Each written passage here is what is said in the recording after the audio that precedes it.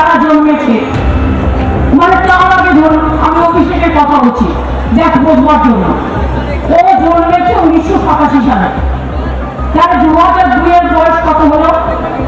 30 বছর ওর মোটামুটি জন্ম হয়েছে। তার মানে মনে রাখবেন, ওকে বলছে তোমার বাবা মার বার্থ সার্টিফিকেট দাও।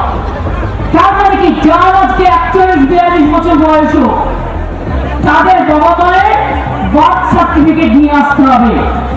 কোথা থেকে নিয়ে আসবে? আমার হাতে ঠিক 30 সেকেন্ড সময় আছে, আমি আপনাদেরকে একটু বোঝাতে চাই। অভিষেক না তরুণজ্যোতি, এটা মানুষকে বোঝানোটা খুব জরুরি। মমতা বন্দ্যোপাধ্যায় বলছেন 1987 সালে অভিষেকের জন্ম। অভিষেকের তো 2002 সালে বার্থ সার্টিফিকেট হয়নি, ওর মা বাবার বার্থ সার্টিফিকেট চাইছে। কেন চাইবে? 2002 সালের ভোটার লিস্টে কি অভিষেক বন্দ্যোপাধ্যায়ের বাবা মা বা কাকু কাকিমা বা পিসি তাদের নাম নেই? তাদের নাম ছিল না।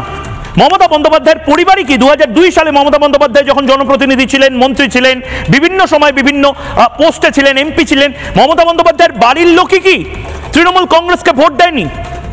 বা অভিষেক বন্দ্যোপাধ্যায়ের ফ্যামিলিতে 2002 সালে কারোর নাম ভোটার লিস্টে ছিল না? যদি ভোটার লিস্টের নামই না থাকে তাহলে তো অন্য খবর হয়ে যাবে। এটা ভয়ঙ্কর বিষয়।